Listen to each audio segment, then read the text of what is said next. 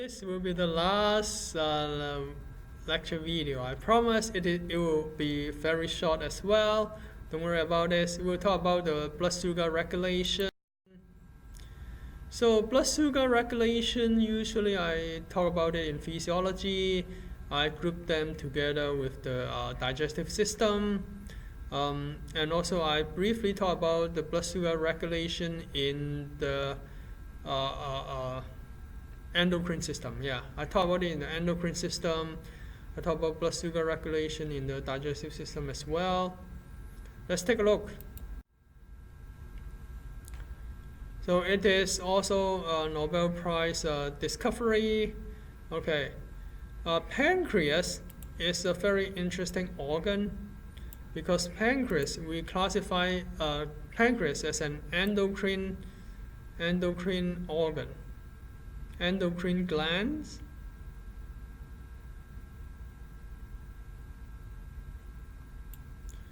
Pancreas is an endocrine gland when it produces hormone. Okay, they are the peptide hormone. That means they're protein hormone. But pancreas can be an exocrine gland. Okay, let me draw a line here so that you won't get confused. Pancreas can be an exocrine organ. Exo.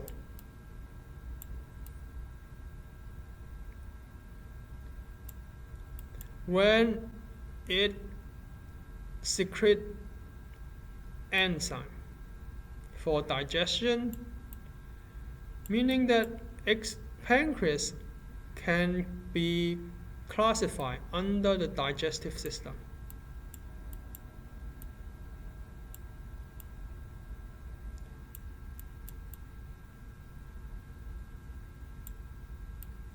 So under endocrine system, pancreas can be considered as an endocrine gland that secretes hormones like insulin and glucagon. But pancreas can be considered as an exocrine gland. When it secretes digestive enzyme, it will be under the digestive system. Okay, this is a summary of very important stuff. When would you secrete insulin? When would you secrete glucagon? So when you have follow the color, okay, I hope you are not colorblind or something like that. When you have low blood sugar level, green arrow, then you promote glucagon release. Then low blood sugar will be detected by your pancreas. Your pancreas will secrete glucagon. Glucagon will convert glycogen into glucose. Okay, when glycogen is converted into glucose, then you increases the blood sugar level. We call this hydrolysis. Remember hydrolysis? Okay, we learned about this at the beginning of the semester. On the other hand, if you have a high blood sugar level, follow the red arrow, insulin will release by the pancreas. So you increase insulin. Then what will happen? Two things will happen. Insulin can tell liver to convert glucose into glycogen for storage. In this case, you can lower the blood sugar level. Or insulin can tell tissue cell to uptake, or you may call it absorb more glucose into the cytoplasm of the tissue cell. Then you will also lower the blood sugar level.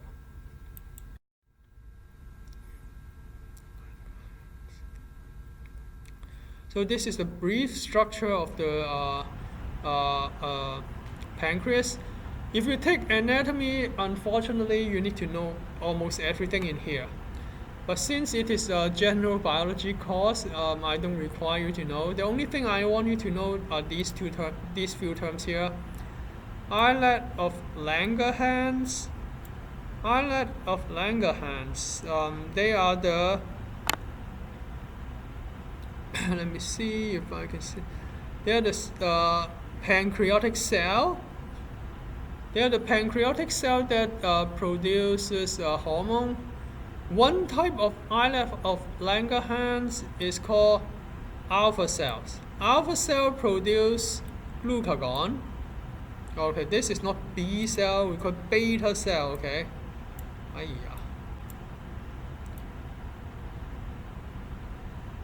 Beta, okay, beta cell produce insulin. So alpha and beta cell, they are part of the islet of Langerhans, okay? So this is something that you need to memorize, because if you continue to take anatomy and physiology, you see this again and again. Insulin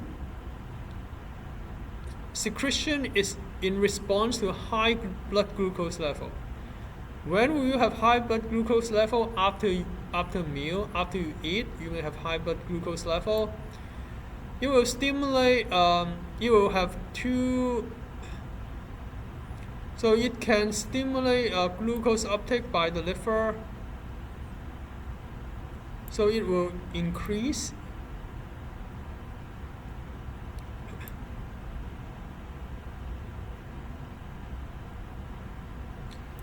Meaning that the liver will absorb more glucose into the cell, and then also liver will also make more glycogen.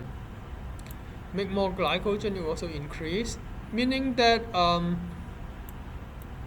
liver will do dehydration. Liver will do dehydration to connect glucose into glycogen. And in this case, it will lower the blood glucose level. When will you secrete glucagon? When blood glucose level is low. When blood glucose level is low, then it will tell the liver to break down glycogen to increase the sugar level. Breaking down of glycogen into glucose, we call it hydrolysis. In case I hope you remember. So diabetes, mellitus. Well, we have 29 million of American. 9.3% of the population. In 2015, they have this diabetes. So it is quite a lot of Americans have diabetes. And then it says that according to CDC, we have 27 million of Americans that have diabetes that they are not diagnosed. Okay, just FYI, there's a type 1 and type 2 diabetes. Type 1 is it's a genetic disease. People are born with this. Type 2 is like when people gain weight or when they pass certain age, usually obesity is a strong risk factor that has a strong correlation with the onset of the type 2 diabetes. So you can see that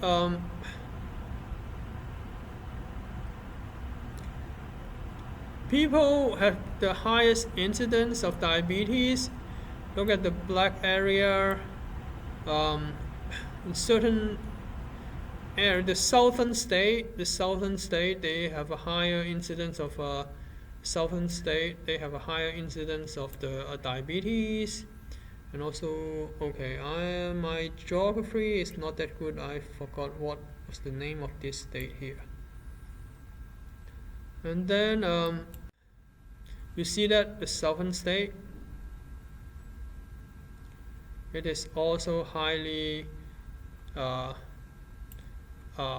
obese. That's why I said that obesity has a high correlation with the diabetes, type 2 diabetes. As a matter of fact, I heard that some obese people, after they lose weight, miraculously the type 2 diabetes disappear. Yeah, meaning that the they recover from the type 2 diabetes. Type 1 or type 2, okay. Type 1 diabetes, they are born, but the beta cell do not secrete insulin. Therefore, they do not absorb glucose. Type 2 diabetes, they call it insulin resistant, meaning the cell do not respond to insulin. So even though they produce insulin, but the cell somehow they just give up, oh, I don't want to absorb glucose. So both cases the cell do not absorb glucose. It's just a type 1 beta cell do not make insulin because it is some kind of a genetic defect. And then type 2 diabetes, well, the person make insulin, but the cell, for some reason, the body cell, they don't absorb glucose. Okay, good. We talk about some details about type 1 and type 2 diabetes. Type 1, aka juvenile diabetes, because not enough insulin produced or no production at all, yes. Type 2, insulin is produced, but it is the body does not respond to it. They both result in the high blood glucose level. When we have high blood glucose level, the cell cannot absorb, then what will happen? We will just pee them out as number 1. So sugar is excreted in the urine. That causes sweet urine. This is what diabetes mellitus means, sweet urine. And because the urine has a lot of sugar, then what will happen? Then water will move to the urine to try to dilute the urine, okay? It is through the process of osmosis in the kidney. And because of that, your body lose a lot of water. And usually for patient with diabetes, one of the symptoms is frequent urination. That's the reason they lose a lot of water. And another reason is that, okay, they said that the body starts to metabolize fat. Why is that? Because sugar cannot be absorbed by the cell. That means your body cell cannot use sugar. Then what happens next? Well, the body will break down fat to try to supply energy to your body cell. When breaking down fat, a byproduct called ketone, not ketone,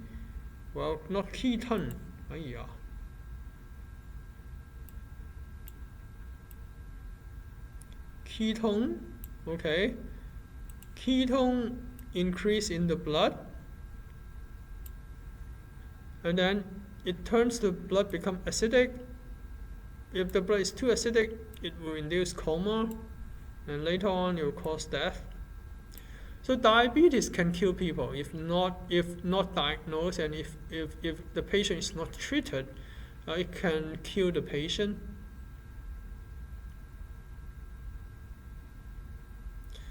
Well, if the patient is not dead, okay, long-term complication is blindness, kidney disease, cardiovascular disorders, reduced circulation. You can cause gangrene in arms and legs, yes. Once a while we heard that, a patient with diabetes, they have to amputate their arm and legs. This is really bad.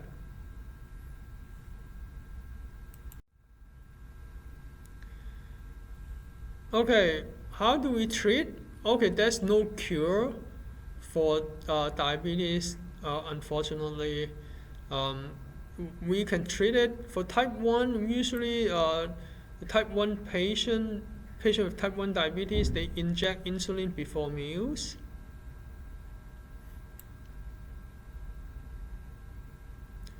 So they say it's caused by viral infection, autoimmune disease, or trauma to the pancreas. Well, the autoimmune disease is the one that I mentioned. It is the genetic Somehow your immune system attack your own pancreas. Sometimes hypoglycemia occur. What is hypoglycemia means? Hypo means low.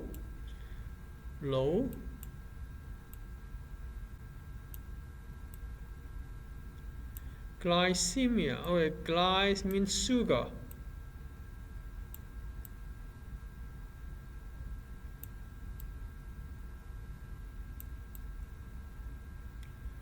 That means low blood sugar occur if too much insulin is injected. So that's why the volume of the insulin should be carefully monitored when you try to inject the insulin.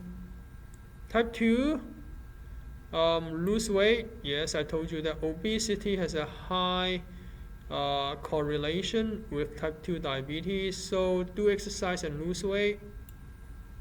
Some people get insulin even though they are supposed to be non-responsive to insulin, and they have to check their blood glucose level multiple times every day. Okay, how do we check? What do we do? How do we check diabetes? We can do, FPG stands for fasting plasma glucose.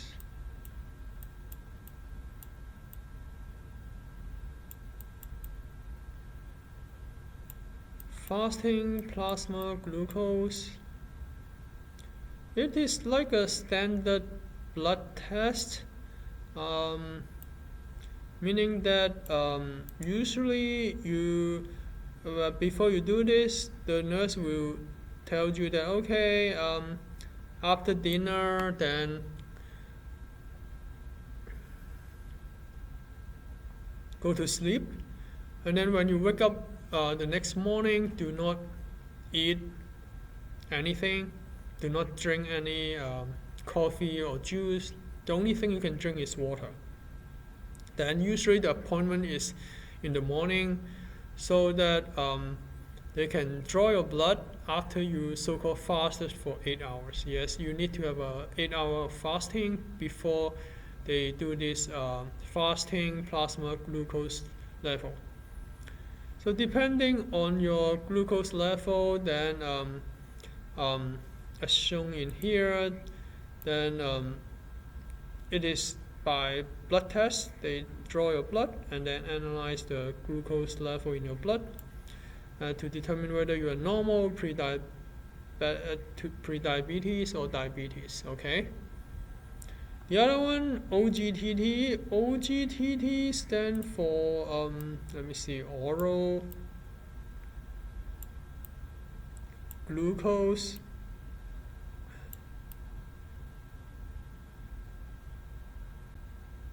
tolerance test.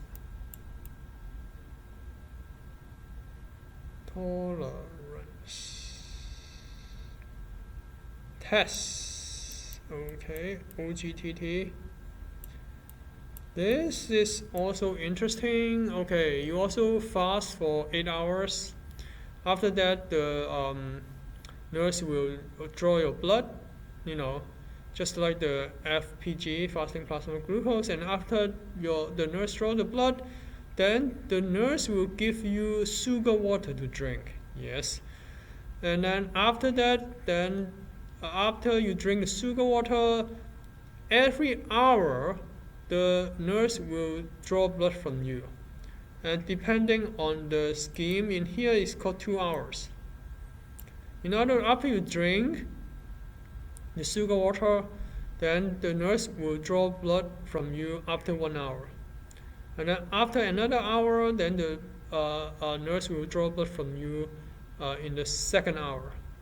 And during that time, you are not supposed to eat or drink anything, You can drink water, but you cannot eat or drink other stuff other than water.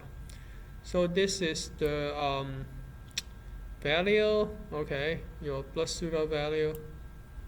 Last one, A1C. A1C,